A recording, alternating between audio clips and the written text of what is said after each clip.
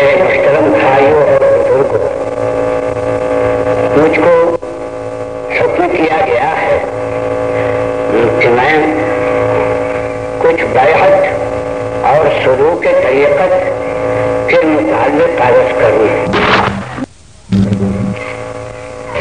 خیال ہے لوگوں کا کہ یہ چیز شریعت کے خلاف ہے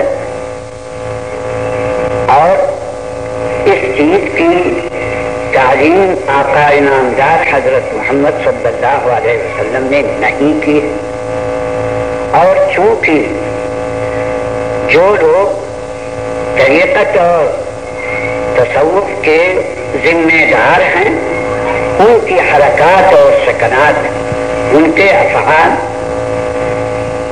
شریعت کے خلاف پائے جاتے ہیں، اس بات سے شبہ ہوتا ہے کہ یہ چیز جناب رسول اللہ صلی اللہ علیہ وسلم کے طریق اور تعلیم کے خلاف ہے۔ واقعہ یہ نہیں ہے بلکہ بیعت نام ہے عہد لینے کا، کسی شریعت کی بات کے لیے لوگوں سے عہد لیا جائے کہ وہ اس کام کو انجام دیں گے، خواہ پوری شریعت کا عہد لیا جائے یا کسی خاص مسئلے کا عہد لیا جائے، اس کو بیعت کہتے ہیں۔ جناب رسول اللہ صلی اللہ علیہ وسلم نے اس امر کو اللہ تعالی کے حکم سے بہت سے مواقع میں انجام دیا ہے۔ جناب رسول اللہ صلی اللہ علیہ وسلم نے حدیبیہ کی لڑائی کے وقت میں عہد لیا تھا لوگوں سے کہ اگر دشمنوں سے مقابلے کی نوبت آئی تو وہ بھاگیں گے نہیں بلکہ جب تک زندہ رہیں گے، جب تک دشمنوں کا مقابلہ کریں گے، اور اگر اس کے اندر موت آ جائے تو موت کو اختیار کریں گے۔ اس کو سورہ فتح میں قرآن شریف میں فرمایا گیا، لقد رضی اللہ عن المؤمنین اذ یبایعونک تحت الشجرہ فعلم ما فی قلوبہم فانزل السکینۃ علیہم واصابہم فتحا قریبا۔ اللہ تعالی مسلمانوں سے راضی ہو گیا جبکہ وہ درخت کے نیچے بیعت کر رہے تھے، رسول اللہ صلی اللہ علیہ وسلم کے دست مبارک پر بیعت کر رہے تھے۔ اس بات کی بیعت کر رہے تھے، حضرت سلمہ ابن اکوع رضی اللہ عنہ سے پوچھا گیا کہ تم نے حدیبیہ میں درخت کے نیچے کاہے پر بیعت کیا تھا؟ تو کہتے ہیں علی الموت، ہم نے بیعت کیا تھا موت کے اوپر۔ موت کے اوپر بیعت ہونے کے یہ معنی کہ ہم مر جائیں گے مگر بھاگیں گے نہیں۔ اللہ تعالیٰ اس میں بشارت دیتا ہے کہ اللہ تعالیٰ راضی ہوا اور ان کے دلوں کی باتوں پر مطلع ہو کر اس نے اپنی سکونت کو، سکینت کو اور اطمینان کو ان کے دلوں میں ڈالا اور اس کے بدلے میں فتح مندی عطا فرمائی۔ یہ سورہ فتح میں لقد رضی اللہ عن المؤمنین اذ یبایعونک تحت الشجرہ بیعت کا ذکر کیا ہے۔ اسی طرح سے اللہ تعالی سورہ فتح میں کہتا ہے الذین یبایعونک انما یبایعون اللہ ید اللہ فوق ایدیہم فمن نکث فانما ینکث علی نفسہ ومن اوفی بما عاہد علیہ اللہ فسيؤتيه اجرا عظیما۔ اے محمد صلی اللہ علیہ وسلم، جو لوگ تمہارے ہاتھ پر بیعت کرتے ہیں وہ اللہ سے بیعت کرتے ہیں۔ تمہارے سے عہد کرنا وہ اللہ تعالی سے عہد کرنا ہے۔ جس شخص نے اپنے عہد کو پورا کیا اس نے اللہ تعالیٰ اس کو اجر دے گا اور ثواب دے گا، اور جو عہد کر کے توڑتا وہ اپنے آپ کو نقصان پہنچاتا ہے۔ تو بیعت جناب رسول اللہ صلی اللہ علیہ وسلم کے دست مبارک پر کی گئی۔ یہ بیعت تھی جہاد کی، غزوہ حدیبیہ کی۔ قرآن شریف میں سورہ ممتحنہ میں عورتوں سے بیعت کرنے کا حکم دیا گیا۔ یا ایھا النبی اذا جاءک المؤمنات یبایعنک علی الا یشرکن باللہ شیئا ولا یسرقن ولا یزنین ولا یقتلن اولادهن ولا یأتین ببہتان یفترینہ بین ایدیہن وارجلہن ولا يعصينك في معروف فبايعهن واستغفر لهن الله۔ اے پیغمبر، جب کہ عورتیں تمہارے پاس آئیں اور وہ عہد کریں، بیعت کریں اس بات پر کہ شرک نہ کریں گی، چوری نہ کریں گی، زنا نہ کریں گی، اپنے بچوں کو قتل نہ کریں گی۔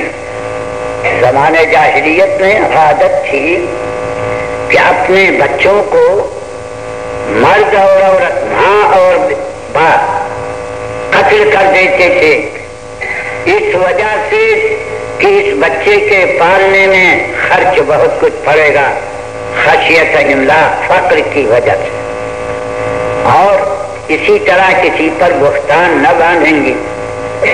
حضرت محمد صلی اللہ علیہ وسلم کے حکم کو پورے طرح سے انجام دیں گی، نافرمانی نہیں کریں گی، تو حضرت محمد صلی اللہ علیہ وسلم کا حکم ہے کہ فبايعهن واستغفر لهن الله، تو آپ بیعت کیجئے اور ان کے لیے استغفار کیجئے۔ تو یہ بیعت اللہ تعالیٰ کے حکم سے جاری ہوئی ہے۔ جناب رسول اللہ صلی اللہ علیہ وسلم ہجرت سے پہلے جبکہ مکہ معظمہ میں 12 سرداروں سے انصار کے جمع ہوئے اور ان کو دین کی تعلیم دی، تو حضرت عبادہ بن الصامت رضی اللہ تعالی عنہ انہی سرداروں میں سے ہیں۔ وہ فرماتے ہیں کہ رسول اللہ صلی اللہ علیہ وسلم نے ہم کو حکم دیا کہ بایعونی علی اللہ تشرکوا باللہ شیئا ولا تسرقوا ولا تزنوا، مختلف چیزیں اسلام کی تعلیم فرمائی، اور رسول اللہ صلی اللہ علیہ وسلم کے مدد کرنے کی، رسول اللہ صلی اللہ علیہ وسلم کی حفاظت کرنے کی مختلف چیزیں عہد میں لی، اور فرمایا کہ اگر تم میں سے کوئی شخص ان باتوں پر وفاداری کے ساتھ قائم رہا تو اللہ تعالیٰ اس کو جنت میں جگہ دے گا، اس کی مغفرت کرے گا، اور اگر کوئی شخص خلاف کرے گا اور دنیا میں اس کو سزا ملی تو آخرت کی سزا اس پر سے اٹھ جائے گی، اور اگر اس نے نافرمانی کی اور سزا نہیں دی گئی دنیا میں تو اللہ تعالیٰ چاہے تو سزا دے، چاہے معاف کر دے۔ تو اس قسم کے بہت سے واقعات ہیں۔ جناب رسول اللہ صلی اللہ علیہ وسلم نے بعضی خاص باتوں پر بیعت لی ہے اور کبھی کبھی عام باتوں پر، پوری شریعت پر بیعت لی ہے۔ بیعت کی تعلیم قرآن شریف میں اور احادیث میں بہت تفصیل کے ساتھ ذکر کی گئی۔ جناب رسول اللہ صلی اللہ علیہ وسلم نے بعض اصحاب سے اسی پر بیعت لی کہ وہ کسی سے کوئی چیز مانگے گا نہیں، سوال نہیں کرے گا۔ تو عادت تھی، وہ صحابی تھی کہ اگر گھوڑے پر سوار ہوا اور اس کا کوڑا گر گیا تو کوڑا بھی کسی دوسرے سے نہیں اٹھواتا تھا، بلکہ گھوڑے سے اتر کر کے اپنے کوڑے کو اٹھاتا تھا۔ حضرت جریر بن عبداللہ البجلی فرماتے ہیں کہ مجھ سے رسول اللہ صلی اللہ علیہ وسلم نے بیعت لی اس بات پر کہ ہر مسلمان کی خیر خواہی کریں گے، تو ہمیشہ ہر چیز میں جس مسلمان کو ضرورت سمجھتے تھے خیر نصیحت کرتے۔ تو بیعت کوئی نئی چیز نہیں ہے، قرآن میں احادیث میں بہت سے واقعات کو ذکر کیا گیا ہے، بیعت اسی وقت سے جاری ہے۔ اب اسی بیعت ہی میں سے یہ بیعت طریقت کی ہے جو کہ جناب رسول اللہ صلی اللہ علیہ وسلم کے زمانے سے آج تک چلی آتی ہے۔ بیعت اس بات پر کرنا کہ شریعت پر مضبوطی سے چلیں گے اور جن چیزوں سے شریعت نے منع کیا ہے اس سے بچیں گے اور اللہ تعالی کے ذکر اور اطاعت میں پوری توجہ سے کام دیں گے۔ اسی کو بیعت طریقت کہا جاتا ہے، جو کہ اس زمانے سے برابر چلی آتی ہے۔ بیعت کے طریقے تمام زمانے میں جاری رہے ہیں اور اللہ کے خاص خاص بندوں نے مسلمانوں سے عہد لیے ہیں۔ یہ جو پیری مریدی کہی جاتی ہے یہ حقیقت میں وہی بیعت کا طریقہ ہے۔ بیعت کرنا ہر ایک شخص کا حق نہیں ہے۔ جو شخص شریعت کا پابند ہو، بدعات سے اور فسق و فجور سے بچتا ہو اور اس نے کسی ولی اور مرشد کے پاس رہ کر کے نسبت باطنی حاصل کی ہو، فقر و فاقے کو اختیار کیا ہو، اس کے ہاتھ پر زمانے سابق میں بیعت کی جاتی تھی اور وہی مستحق ہے بیعت لینے کا۔ اس کے اندر تمام صحابہ نے خاص خاص لوگ بیعت لیتے تھے، خلفاء راشدین اور خصوصاً حضرت علی کرم اللہ وجہہ سے یہ سلسلہ زیادہ چلا ہے۔ اور حضرت علی کرم اللہ وجہہ کے بعد حضرت امام حسن بصری رحمۃ اللہ علیہ اور پھر ان کے خلفاء برابر یہ بیعت لیتے رہے۔ جو لوگ بیعت لیتے تھے ان کو پیر کہا گیا۔ پیر کے معنی لغت میں بڈھے کے ہیں، عربی میں اس کو شیخ کہتے ہیں۔ چونکہ معمر آدمی جو کہ زیادہ دنوں تک اس نے خداوند کریم کی اطاعت، رسول اللہ صلی اللہ علیہ وسلم کی اطاعت میں وقت گزارا ہو، وہی اس امر کا مستحق ہوتا ہے کہ وہ دوسروں سے عہد لے۔ تو اس واسطے اس کو عربی میں شیخ، فارسی میں پیر کہا گیا۔ وہ شخص تجربے کار ہوتا ہے، وہ شخص اللہ تعالیٰ کی اطاعت اور فرما برداری میں عمر گزارے ہوئے ہوتا ہے، تو اس کو پیر کہا جاتا تھا۔ پیر کوئی خاص آدمی کا نام نہیں ہے، کسی خاص نسب کا نام نہیں ہے، کسی خاص طریقے کے کرنے والے کا نام نہیں ہے۔ جو شخص شریعت کا پابند اور عرصے دراز تک اس نے ریاضتیں کی ہوں، ذکر کیا ہو، اللہ تعالیٰ سے تعلق پیدا کیا ہو اور وہ دنیا پر ریجھنے والا نہ ہو، اس قدر عبادت کی ہو کہ اس کے اندر نسبت اللہ تعالیٰ سے پوری پیدا کی گئی ہو، وہی شریعت، وہی پیر ہوتا تھا، شیخ ہوتا تھا۔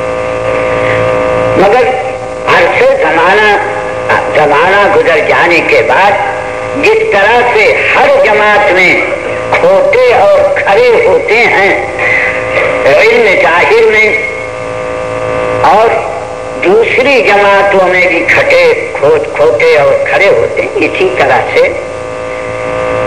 طریقت کے اندر بھی کھوٹے اور کھڑے پائے جاتے ہیں۔ جو شخص شریعت کے اوپر نہ چلتا ہو، جناب رسول اللہ صلی اللہ علیہ وسلم کی سنت کا تابع دار نہ ہو، وہ شخص بیعت لینے کا، پیر بننے کا کسی طرح حق نہیں لے سکتا۔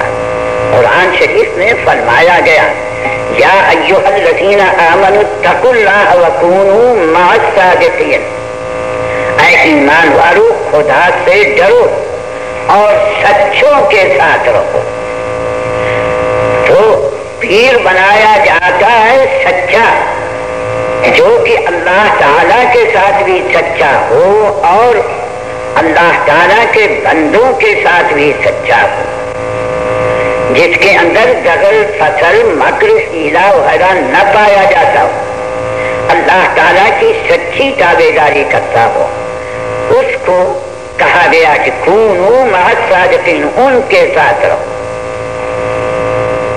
قرآن شریف میں فرمایا گیا، یا ایھا الذین آمنوا اتقوا اللہ وابتغوا الیہ الوسیلہ وجاہدوا فی سبیلہ لعلکم تفلحون، اے ایمان والو تقوی اختیار کرو، ڈرو اللہ تعالیٰ سے اور اللہ تعالیٰ کی طرف وسیلہ ڈھونڈو، وہ شخص جو تمہارے لیے ذریعہ اللہ تعالیٰ کو راضی کرنے کا، اللہ تعالیٰ کو خوش کرنے کا، اللہ تعالیٰ کی رحمتوں کو حاصل کرنے کا، اسی کو مرشد کہتے ہیں۔ وابتغوا الیہ الوسیلہ میں محققین کی رائے یہی ہے تفسیر میں کہ مراد ہے مرشد، جس کو پہلی آیت میں کہا گیا کونوا مع الصادقین۔ پہلے ایمان ذکر کیا گیا، تو اس کے بعد تقوی ذکر کیا گیا، ان دونوں کے بعد ابتغاء وسیلہ یعنی مرشد کا تلاش کرنا اور اس کے حکم پر چلنا، یہ تیسرا حکم وابتغوا الیہ الوسیلہ کا ذکر کیا گیا۔ وجاہدوا فی سبیلہ، چوتھا حکم ذکر کیا گیا کہ اللہ کے راستے میں کوشش کرو، جہاد کرو، نفس کے خلاف کرو، اپنی راحت کے خلاف کرو۔ تو یقیناً وابتغوا الیہ الوسیلہ ایمان اور تقوی کے بعد کوئی زائد چیز ہے، اسی کو مرشد کا تلاش کرنا اور اس کے حکم پر چلنا، اور پھر اللہ کے راضی کرنے کے لیے ہر قسم کی جد و جہد کرنا اس آیت میں ذکر کیا گیا۔ تو یہ جو طریقت کے تصوف کے احکام ہیں کوئی نئی چیز نہیں، بلکہ پرانی ہے اور اسی زمانے سے چلی آتی ہے۔ تصوف کے جو اعمال ہیں، ذکر وغیرہ، ریاضتیں، یہ چیزیں بھی اسی زمانے سے چلی آتی ہیں۔ جاہدوا فی سبیلہ فرمایا گیا، جہاد کہتے ہیں زیادہ کوشش کرنا، جد و جہد کرنے کا نام ہے۔ آقا انعامدار علیہ الصلوۃ والسلام نے حضرت جبریل علیہ الصلوۃ والسلام کی حدیث میں ذکر کیا. صحابہ کرام کہتے ہیں کہ ایک روز جناب رسول اللہ صلی اللہ علیہ وسلم مجمع میں بیٹھے ہوئے تھے. ایک شخص آیا جس کو ہم میں سے کوئی پہچانتا نہ تھا. اس کے کپڑے نہایت سفید اور صاف و شفاف تھے، مگر ہم میں سے کوئی اس کو پہچانتا نہ تھا. وہ آ کر کے جناب رسول اللہ صلی اللہ علیہ وسلم کے سامنے قریب گھٹنے سے گھٹنا ملا کر کے بیٹھ گیا. ہم نے تعجب کیا، کیونکہ اگر وہ باہر سے آیا ہوتا تو کپڑے اس کے میلے ہوتے، گرد غبار سے اس کے بال بھرے ہوئے ہوتے، کپڑوں میں میل کچیل ہوتا. اس کے بال نہایت صاف اور سیاہ تھے اور کپڑے اسی طرح سیاہ تھے. ہم تعجب کرتے تھے. اس نے پوچھا جناب رسول اللہ صلی اللہ علیہ وسلم سے کہ حضور ایمان کس کو کہتے ہیں؟ تو رسول اللہ صلی اللہ علیہ وسلم نے ایمان کی تعریف بتلائی. ان تؤمن باللہ وملائکتہ وکتبہ ورسلہ والقدر خیرہ وشرہ او کما قال علیہ الصلوۃ والسلام. آپ نے فرمایا ایمان یہ ہے کہ تو اللہ تعالیٰ کی تصدیق کرے، یقین کرے اللہ پر، اس کے رسول پر، اس کے فرشتوں پر، اس کے اور رسولوں پر، کتابوں پر اور قیامت کے دن پر اور تقدیر پر. اس کے بعد اس نے کہا یا رسول اللہ مل اسلام، اسلام کس چیز کا نام؟ تو آپ نے فرمایا کہ ان تشہد باللہ، ان تشہد ان لا الہ الا اللہ وان محمد رسول اللہ وتقیم الصلاة وتؤتی الزکاة وتصوم رمضان وتحج البیت ان استطعت الیہ سبیلا. اسلام اس کا نام ہے کہ گواہی دو اور کہو شہادت اشہد ان لا الہ الا اللہ اور اشہد ان محمد رسول اللہ، اور نماز کو قائم کرو، زکوٰۃ کو ادا کرو، رمضان کا روزہ رکھو اور خانہ کعبہ کا بیت اللہ کا حج کرو اگر تمہارے پاس طاقت ہے وہاں پہنچنے کی. اس کے بعد اس نے کہا یا رسول اللہ مل احسان، احسان کیا چیز ہے؟ قرآن میں بہت سی جگہوں میں احسان کا ذکر کیا گیا. قرآن میں فرمایا ان رحمت اللہ قریب من المحسنین، اللہ تعالیٰ کی رحمت احسان کرنے والوں سے بہت قریب ہے. ان اللہ مع الذین اتقوا والذین هم محسنون. فرمایا جاتا ہے اللہ تعالیٰ ان لوگوں کے ساتھ ہے جو کہ پرہیز کرتے ہیں اور جو احسان عمل میں لاتے ہیں. لیجزی الذین احسنوا بالحسنی، جن لوگوں نے احسان کیا اللہ تعالیٰ ان کے ساتھ بھلائی کرے گا. ہل جزاء الاحسان الا الاحسان. اس طرح سے بہت سی آیتوں میں احسان کی بڑی تعریف کی گئی ہے اور بڑے وعدے کیے گئے. تو اب وہی پوچھتا ہے کہ یا رسول اللہ مل احسان، احسان کس چیز کا نام ہے؟ تو آقا انعامدار علیہ الصلوۃ والسلام فرماتے ہیں ان تعبد ربک کأنک تراہ فإن لم تکن تراہ فإنہ یراک. احسان اس چیز کا نام ہے کہ تم خدا کی عبادت ایسی طرح سے مکمل کرو، اس طرح سے اس کے اندر خشوع اور خضوع کو انجام دو کہ جیسے گویا کہ تم اللہ تعالیٰ کو دیکھ رہے.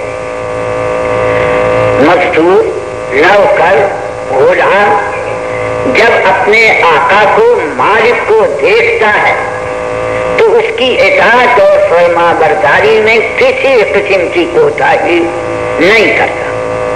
اور جب کوئی کام کرتا ہے اور آقا اس کے سامنے نہیں ہے تو نہایت بے توجہی سے کرتا رہتا ہے. تو احسان کی تعریف آقا انعامدار علیہ الصلوۃ والسلام یہ فرماتے ہیں کہ ہر عبادت میں تم اس طرح سے تکمیل کرو، اس قدر خشوع اور خضوع کا لحاظ کرو جیسے کہ تم اپنے آقا اور مالک کے دیکھنے کی وقت میں ادا کرتے ہو. یہ احسان ہے. اگر تم کو یہ شبہ ہو کہ اللہ تعالیٰ تو دیکھ، اللہ تعالیٰ کو ہم تو نہیں دیکھتے، یہ کیسے ہو سکتا ہے؟ تو اس پر فرمایا گیا فَإِنَّهُ يَرَاكَ، تم اگرچہ نہیں دیکھتے ہو مگر اللہ تعالیٰ تو ہر حالت میں تم کو دیکھتا ہے. تو اپنے مالک کی موجودگی میں جو غلام، جو نوکر، جو مزدور تکمیل کرتا ہے کام کی، وہ تو اسی وجہ سے کرتا ہے کہ آقا دیکھ رہا ہے. اللہ تعالیٰ ہر حالت میں تم کو دیکھتا ہے. کسی وقت میں بھی تم خدا کی علم سے، اس کے دیکھنے سے اوجھل نہیں ہو سکتے. تو بہرحال یہ احسان بڑا اعلیٰ درجے کا مرتبہ ہے. اسی کو تیسرے سوال میں حضرت جبریل علیہ السلام نے ارشاد فرمایا. اس احسان کو قرآن میں جیسا میں نے چند آیتیں عرض کی بڑی تعریف کے ساتھ ذکر کیا گیا ہے.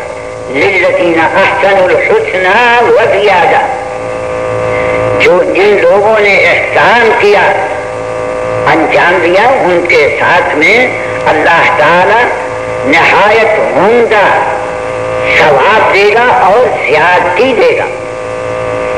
تو اسی احسان کے حاصل کرنے کے واسطے تمام تصوف کا مدار ہے.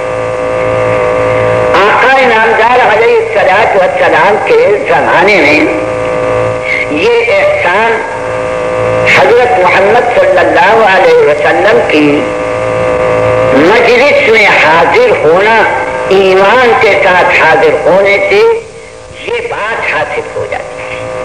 جناب رسول اللہ صلی اللہ علیہ وسلم کی روحانی طاقت اس قدر قوی تھی کہ جو شخص آپ کے سامنے اخلاص کے ساتھ، اسلام کے ساتھ حاضر ہوا، اس کے قلب کے اوپر ایسا اثر پڑتا تھا کہ ما سوى اللہ کو، اللہ کے سوا جو چیزیں بھی ہیں سب کو بھول جاتا تھا اور اللہ تعالی ہی کی طرف متوجہ ہو جاتا تھا. حضرت حنظلہ رضی اللہ تعالی عنہ جناب رسول اللہ صلی اللہ علیہ وسلم کی خدمت میں کئی روز حاضر نہیں ہوئے.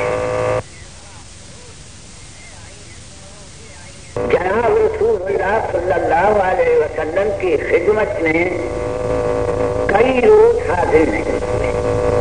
جناب رسول اللہ صلی اللہ علیہ وسلم کی عادت کہ اپنے لوگوں کو خاص طور پر یاد رکھتے تھے. ایک وقت نہیں آئے، دو وقت نہیں آئے تو آپ نے پوچھا کہ ما فعل حنظلہ، حنظلہ کا کیا حال ہے؟ لوگوں کو کچھ معلوم نہیں. حضرت ابوبکر صدیق رضی اللہ عنہ نے فرمایا کہ میں ابھی خبر لاتا ہوں. گئے گھر میں پوچھا گھر والوں سے حنظلہ کہاں؟ بیوی نے جواب دیا کہ وہ کوٹھری میں بیٹھے ہوئے ہیں. انہوں نے پوچھا کہ خیریت سے تو ہیں؟ کہا کہ ہاں خیریت سے ہیں مگر سر جھکائے ہوئے بیٹھے ہوئے. حضرت ابوبکر صدیق رضی اللہ عنہ اجازت لے کر کے گھر میں داخل ہوئے. کیا کر کے دیکھا کہ حضرت حنظلہ رضی اللہ عنہ سر جھکائے ہوئے بیٹھے ہیں، رو رہے. تو انہوں نے جا کر کے پوچھا کہ بھائی کیا حال ہے؟ تو انہوں نے بتایا کہ نافق حنظلہ، حنظلہ تو منافق ہو گیا. پوچھا کیا بات ہے, کیسے منافق ہو گئے؟ کہا کہ ہم جناب رسول اللہ صلی اللہ علیہ وسلم کی بارگاہ میں حاضر ہوتے ہیں. رسول اللہ صلی اللہ علیہ وسلم آخرت کا, جنت کا, دوزخ کا, قیامت کا ذکر کرتے ہیں تو ایسا معلوم ہوتا ہے کہ ہماری آنکھوں کے سامنے جنت موجود ہے, دوزخ موجود ہے, آخرت کی چیزیں موجود ہیں. ہمارا دل اللہ تعالی ہی کی طرف متوجہ رہتا ہے. وہاں سے جب آتے ہیں, گھر میں آئے تو بال بچوں سے, بیوی سے, ان لوگوں سے میل جول ہوا تو وہ حالت جاتی رہتی, پھر تو نفاق ہے. حضرت ابو بکر صدیق رضی اللہ عنہ نے کہا کہ یہ تو حالت میری بھی ہے. وہ بھی رونے لگے, تھوڑی دیر تک دونوں روتے رہے.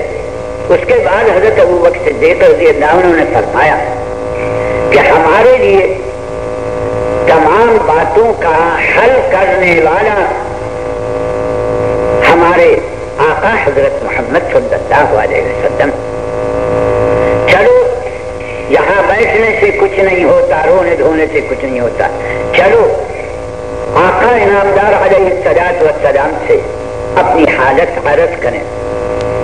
ان کے سمجھ میں آئے, دونوں حاضر ہوئے.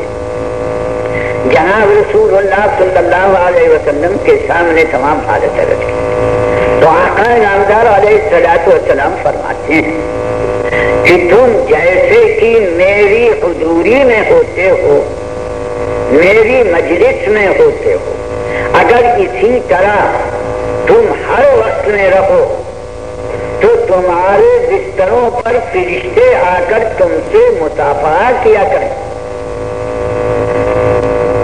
دونوں حالت علیحدہ علیحدہ ہے. میری موجودگی میں, میری مجلس میں تمہاری اور حالت ہے, اور مجھ سے جدا ہونے کے بعد تمہاری اور حالت ہے.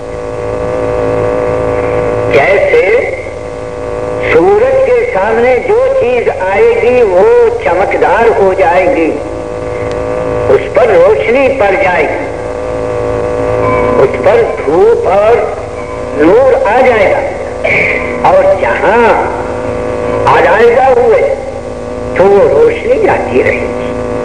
آقا انعامدار علیہ الصلوۃ والسلام کی مجلس میں جو بھی آنے والے تھے سچائی کے ساتھ, ان کے دلوں کی میل کچیل, غفلت, دنیا پرستی, نفس پرستی جاتی رہتی تھی. جہاں مجلس سے علیحدہ ہوئے تو اس میں کمی ہو جاتی تھی. مگر آقا انعامدار علیہ الصلوۃ والسلام کے لیے اللہ تعالیٰ نے فرمایا ہے یتلو علیہم آیاتہ ویعلمہم الکتاب والحکمۃ ویزکیہم. چار بڑے بڑے کام آقا انعامدار علیہ الصلوۃ والسلام انجام دیا کرتے تھے. اس امر کو 3 یا 4 جگہ قرآن شریف نے ذکر کیا ہے. ایک تو یہ کہ قرآن کی آیتیں جو اترتی ہیں وہ سناتے رہتے ہیں, اور دوسرے یعلمہم الکتاب, اللہ تعالیٰ کے کلام کو سکھلاتے ہیں, معنی بتلاتے ہیں, والحکمہ, اور حکمت کی باتیں بتلاتے ہیں. یہ حکم کیوں ہوا, اس حکم میں کیا مصلحت ہے, اس حکم سے کیا کیا نتیجے پیدا ہوں گے, یہ حکمت کی باتیں آقا انعامدار علیہ الصلوۃ والسلام سکھلاتے ہیں. ویزکیہم, چوتھا کام یہ تھا کہ ان کے میل اور کچیل کو دور کرتے تھے, تزکیہ کرتے تھے, پاک اور صاف کرتے تھے. دلوں پر, روح کے اوپر جناب رسول اللہ صلی اللہ علیہ وسلم کی روحانی اور قلبی طاقت کا اثر ایسا پڑتا تھا کہ دلوں سے میل کچیل, غیر اللہ کی محبت, دنیا کی محبت اور ہر قسم کی برائی جاتی تھی. کسی کو کم, کسی کو زیادہ, مگر آقا انعامدار علیہ الصلوۃ والسلام کی صحبت کا یہ اثر تھا. حضرت انس رضی اللہ عنہ فرماتے ہیں کہ جب جناب رسول اللہ صلی اللہ علیہ وسلم مدینہ منورہ میں داخل ہوئے تو ہر چیز ہم کو روشن نظر آتی تھی، یہاں تک معلوم ہوتا تھا کہ دیواریں بھی روشن ہو گئی، اور جب تک آقا انعامدار علیہ السلام رہے یہی ہر چیز میں روشنی معلوم ہوتی تھی۔ اور فرماتے ہیں کہ جناب رسول اللہ صلی اللہ علیہ وسلم کو دفن کرنے کے بعد ہم نے ابھی تک مٹی اپنے ہاتھوں سے جاری نہیں کی کہ ہم نے اپنے دلوں کو اوپرا دیکھا۔ ما نفذنا ایدینا عن التراب الا وقد انکرنا نفوذ قلوبنا، حضرت انس فرماتے ہیں۔ تو آقا نامدار علیہ السلام تو ایک روحانیت کے آفتاب ہیں، جو بھی آپ کی مجلس میں حاصل ہوا اس کے دل کی حالت اور ہو گئی، اور اسی وجہ سے تمام اہل سنت والجماعت کا متفقہ مسئلہ ہے کہ صحابی چاہے آپ کی خدمت میں چند منٹ ہی رہا ہو، جو اسلام کے ساتھ آقا انعامدار علیہ السلام کی بارگاہ میں حاضر ہوا، وہ بعد کے آنے والے بڑے سے بڑے ولی سے، بڑے سے بڑے متقی سے، بڑے سے بڑے پرہیزگار سے افضل اور اعلیٰ ہے۔ کوئی بعد کا آنے والا ولی صحابی کے درجے کو نہیں پہنچ سکتا، متفق علیہ مسئلہ ہے، کیونکہ جناب رسول اللہ صلی اللہ علیہ وسلم کی روحانی طاقت بجلی سے بھی زیادہ تر قوت رکھنے والی تھی، دلوں کو دماغ کو روشن کرنے والی تھی۔ اس واسطے اس وقت میں بڑی بڑی ریاضتوں کی ضرورت نہیں پڑتی تھی، بس ضرورت اسی بات کی تھی آقا انعامدار علیہ السلام کی مجلس میں اخلاص کے ساتھ حاضر ہو جایا کر۔ مگر جیسا کہ حضرت انس رضی اللہ عنہ نے فرمایا کہ آپ کی جدائی کے بعد وہ طاقت واقعی نہ رہی، اگرچہ زمانہ ہے صحابہ کرام کا اور ان لوگوں نے روشنی روحانی آقا انعامدار علیہ السلام سے حاصل کی ہے، مگر آپ کے اوجھل ہو جانے کی وجہ سے ان کی قوتوں میں کمی ہوتی گئی۔ اسی طرح جتنا ہی زمانہ دور ہوتا گیا اسی قدر روحانی اور قلبی روشنی کے اندر، صفائی کے اندر کمی ہوتی گئی۔ تو جس طرح سے برتن کے صاف کرنے میں، مانجنے میں اگر اس کے اوپر میل کچیل زنگ کچھ کم ہو تو معمولی طور سے مانجنے سے وہ زنگ دور ہوتا، اور زیادہ ہو تو پھر ریتے سے، مانجھے سے اور مختلف طریقوں سے مانجا جاتا ہے تب جا کر کے صاف ہوتا ہے۔ تو وہی احسان حاصل کرنا تصوف کا مقصد ہے۔ تصوف سے کوئی نئی چیز حاصل کرنا مقصد نہیں ہے، جس چیز کو حضرت جبریل علیہ السلام کی حدیث میں ذکر کیا گیا ہے وہی مقصد ہے، مگر زمانے کے دور ہونے کی وجہ سے، دنیاوی لذائذ کی طرف طبیعتوں کے مائل ہونے کی وجہ سے زیادہ مانجنے کی ضرورت پڑی۔ اس واسطے جو بڑے تجربے کار تصوف میں تھے، حضرت شیخ عبد القادر جیلانی رحمۃ اللہ علیہ، خواجہ معین الدین چشتی رحمۃ اللہ علیہ، حضرت جنید بغدادی رحمۃ اللہ علیہ، شبلی اور سریہ سبتی رحمت اللہ علیہ جو بڑے بڑے لوگ تھے، امام ہیں تصوف کے، ان لوگوں نے اپنے تجربے سے ذکر کرنے میں، ریاضت کرنے میں، مجاہدے کرنے میں جو چیزیں نکالی، اس کو بعض لوگ اعتراض کی نظر سے دیکھتے ہیں۔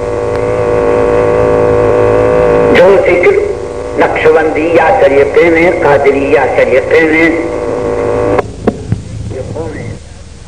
ذکر کرنے کے اصول ذکر کیے گئے ہیں، اس پر اعتراض یہ ہوتا ہے کہ جناب رسول اللہ صلی اللہ علیہ وسلم کے زمانے میں نہ 12 تصویر، نہ 5 انفاس، نہ ذکر اللہ، نہ اور قسم کے جتنے اذکار اور مراقبے تعلیم کیے جاتے ہیں ان طریقوں میں، یہ تو اس میں آتے نہیں، کسی حدیث میں ان کا تذکرہ نہیں ہے، تو یہ بدعت کو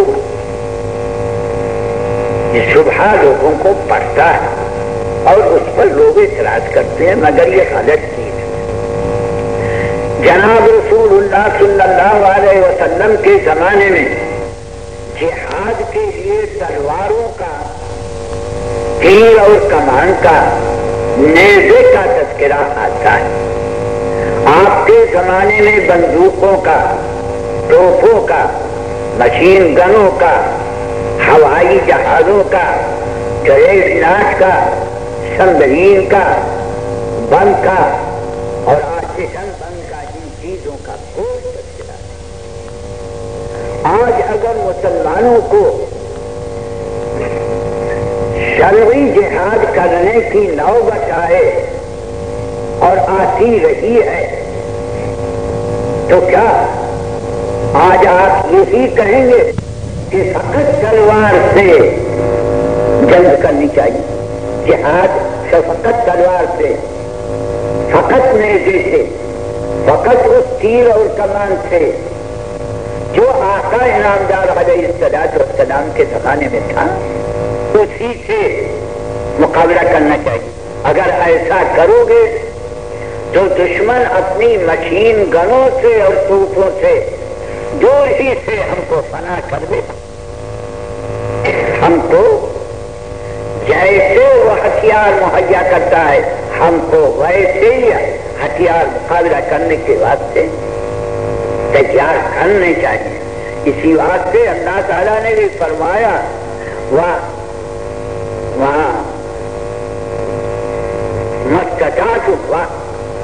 مستطعتم من قوت ومن رباط الخیل، جو تم سے قوت ہو سکے دشمنوں کے مقابلے کے واسطے تیار کرو۔ ما ترہبون به عدو اللہ وعدوکم، ترہبون به عدو اللہ وعدوکم۔ تو مقصود یہ ہے کہ جس قسم کی ضرورت پڑے، اعلاء کلمت اللہ اصلی مقصود جہاد سے ہے، دین کے کلمے کو بلند کرنا۔ وَأَعِدُّوا لَهُم مَّا اسْتَطَعْتُم مِّن قُوَّةٍ تُرْهِبُونَ بِهِ عَدُوَّ اللَّهِ وَعَدُوَّكُمْ۔ تو جیسی ضرورت پڑے جس سے تم دشمن کو شکست دے سکو، اس کو ہتھیار کے طور پر تیار کرو اور مقابلہ کرو۔ تو اسی طرح سے جس زمانے میں آقا نامدار علیہ السلام موجود تھے، آپ کے زمانہ قریب تھا، اس وقت میں تھوڑا ذکر کرنا، تھوڑی ریاضت کرنی کافی ہوتی ہے۔ جب ہم دور پہنچ گئے تو جنگ آلودہ زیادہ تر دل ہو گئے، اس کے بعد سے بڑی بڑی ریاضتیں، چلا کھینچنا، دن و رات ذکر کرنا، 5 انفاس کرنا، ذکر قلبی کرنا، اور زیادہ اس میں کوشش کرنا ضروری ہوگا۔ مقصود مگر ضرورت کی حیثیت سے، زمانے کی حیثیت سے، ماحول کی حیثیت سے صفائی اور احسان کے حاصل کرنے میں طریقہ دوسرا ہے۔ رسول اللہ صلی اللہ علیہ وسلم کے زمانے میں قرآن شریف پر زیر زبر نہیں لگا ہوا تھا، لکھا آپ نے لکھوایا علیحدہ علیحدہ، حضرت ابوبکر صدیق رضی اللہ عنہ نے سب کو جمع کر دیا، حضرت عثمان رضی اللہ عنہ نے سب کو ترتیب دے دیا، مگر ترتیب دینے کے بعد زیر زبر کوئی نہیں لگا ہوا تھا۔ وہ صحابہ کرام ان کی عربی زبان تھی، بغیر زیر زبر کے صحیح قرآن پڑھتے تھے۔ جیسے ہم آج اردو کی عبارت بغیر زیر زبر کے دیے ہوئے اردو کی عبارت ہمارے پاس آتی ہے، صفوں کے صفحے صحیح پڑھ جاتے ہیں، کوئی غلطی نہیں ہوتی۔ مگر آج اگر کسی بنگالی سے اور برمی سے، انڈونیشیا والے سے یہ کہا جائے کہ اردو کی عبارت صحیح طرح پر پڑھو تو وہ نہیں ادا کر سکتا، اس لیے کہ وہ ناواقف۔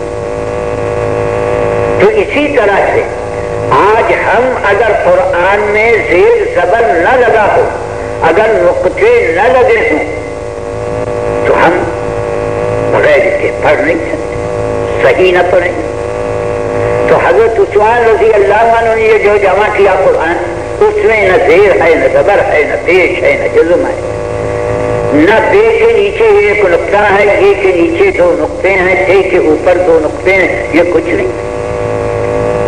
اور وہ سب صحیح پڑھتے تھے، مگر تھوڑے ہی زمانے کے بعد جب لوگوں کا میل جول باہر والوں کے ساتھ ہوا تو ضرورت سمجھی گئی زیر و زبر لگانے کی، تشدید کے لگانے کی، جزم کے لگانے کی، نقطے کے دینے کی۔ اب اگر کوئی بیوقوف یہ کہے کہ یہ زیر زبر لگانا بدعت ہے، رسول اللہ صلی اللہ علیہ وسلم کے زمانے میں نہیں پایا گیا، تو اس کو بجوز اس کے یہ کہا جائے کہ احمق ہے اور کچھ نہیں۔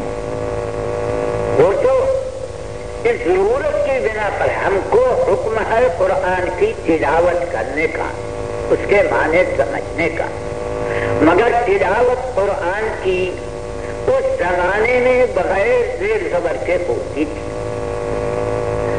آج تلاوت قرآن کی ہم آج مدینے کا رہنے والا، مکے کا رہنے والا، جس کی مادری زبان عربی ہے، صحیح قرآن بغیر زیر زبر کے، بغیر نقطوں کے نہیں پڑھ سکتا۔ جس طرح ہم محتاج ہیں علم نحو کے، علم صرف کے، علم لغت کے، آج عرب بھی محتاج ہیں اس کے۔ تو بھائی زمانے کی حیثیت سے احوال بدلتے رہتے ہیں، مگر ایسے احوال جو کہ کوئی مقصود کے بدلنے والے نہ ہوں، ایسے احوال کو سنت ہی کہا جائے گا۔ اگر آپ نے کسی کو روٹی پکانے کے لیے مقرر کیا تو اب روٹی پکانا اس کا حکم دینے سے یہ معنی ہوں گے کہ تو آگ بھی جلا، لکڑی بھی لا، چولہا بھی لا، توا بھی لا، سب چیزوں کو مہیا کر۔ اگر کسی جگہ لکڑی نہیں ملے، لوہا ہو، پتھر کے گولے، کسی جگہ یہ نہیں ملے تو اپلوں کو استعمال کیا جائے گا۔ غرض یہ کہ جس چیز کے اوپر روٹی پکانا موقوف ہو اسی کا امر ہوگا۔ تو اسی طرح سے جناب رسول اللہ پاک صلی اللہ علیہ وسلم کے زمانے میں احسان کے حاصل کرنے کے لیے زنگ کم ہونے کی وجہ سے ان اذکار کی ضرورت نہیں تھی. آج ہم کو ہمارے تجربے کار مرشدوں نے بتلایا کہ اس طرح سے کرو. اب آپ کہیں کہ اس طرح کا ذکر کرنا بدعت ہے، یہ غلط فہمی ہے. اللہ تعالیٰ نے حکم دیا قرآن میں، ایک جگہ نہیں، دو جگہ نہیں، ذکر کرنے کی بڑی تاکید فرمائی. فَإِذَا قَضَيْتُمُ الصَّلَاةَ فَاذْكُرُوا اللَّهَ قِيَامًا وَقُعُودًا وَعَلَىٰ جُنُوبِكُمْ. حکم دیا گیا کہ نماز کے بعد اللہ تعالیٰ کا ذکر کرو، کھڑے کھڑے، بیٹھے بیٹھے اور کروٹوں پر اپنے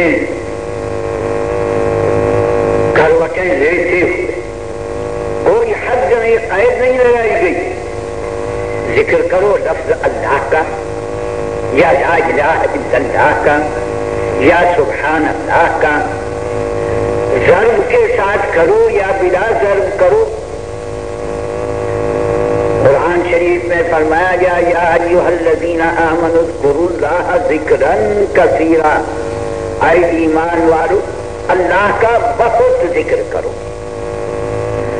فرمایا گیا فاذکرونی اذکرکم واشکرونی ولا تکفرون.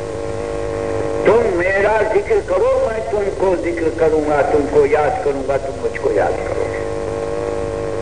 تو کوئی قید نہیں لگائی گئی کس طرح سے ذکر کیا جائے، مطلقاً ذکر کرنے کا حکم دیا گیا.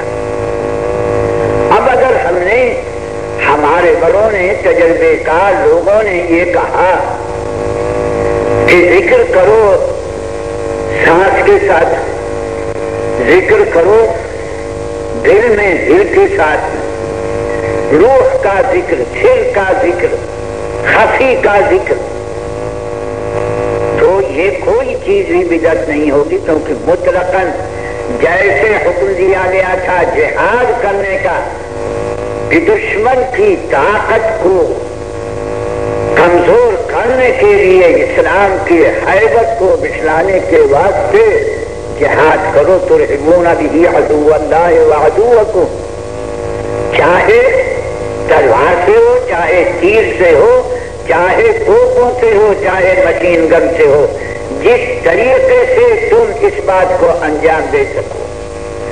جیسے کہ ہم کو قرآن کی تلاوت کا حکم دیا گیا، چاہے زیر زبر سے یا اس کے تباہ کرنے سے، چھاپنے سے، لکھنے سے، عکسی قرآن بنانے سے، یہ جتنی چیزیں ہیں سب کی سب حکم ہی کے اندر آتی ہیں. ہم کو حکم دیا گیا حج کرنے کا. حج کرنے کے لیے پہلے زمانے میں اونٹوں کی ضرورت پڑتی تھی. آج ہم کو اونٹوں سے نہیں بلکہ جہازوں سے سفر کرنا پڑتا. وہاں جا کر کے موٹروں سے، گاڑیوں سے، بسوں سے سفر کرنا پڑتا ہے. تو اب اگر کوئی شخص بیوقوف کہتا ہے کہ ہم تو ہندوستان سے حج کے لیے جائیں گے اونٹ ہی کے اوپر سوار ہو کر، تو بتلائیے کہ حج کو ادا کر سکیں گے ہم؟ جدے پہنچنے کے بعد اسی طرح سے لاریوں کے بغیر، موٹروں کے بغیر جانا مشکل، بتا اوقات ممکن نہیں. تو چونکہ مقصد ہے بیت اللہ کی حاضری، جس طریقے پر ممکن ہو وہاں پر حاضر ہونا، یہی فرض ہوگا. کوئی چیز بدعت نہیں قرار دی جائے. مقصد وہی ہے جو اللہ تعالیٰ نے فرمایا تھا، حکم دیا گیا تھا. مقصد میں کوئی تغیر نہیں ہے.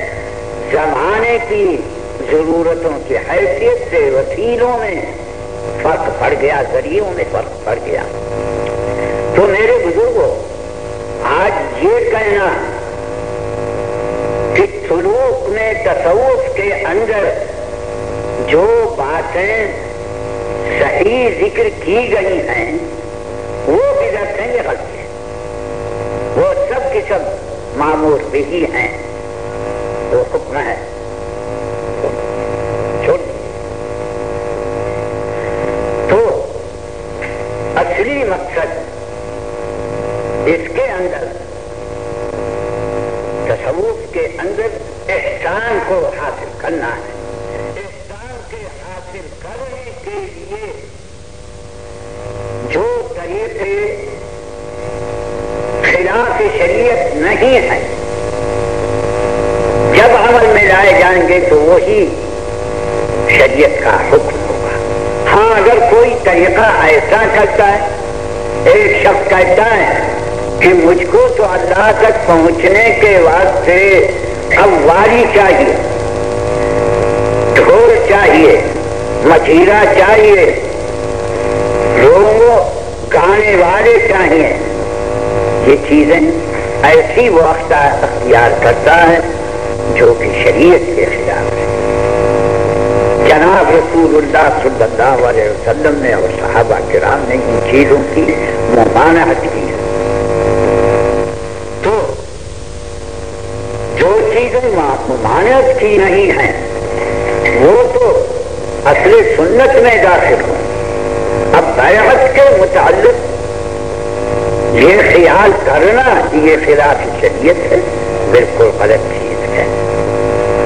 بیعت میں جیسا کہ میں نے عرض کیا اللہ تعالیٰ کا حکم ہے یا ایھا الذین آمنوا اتقوا اللہ وابتغوا الیہ الوسیلہ،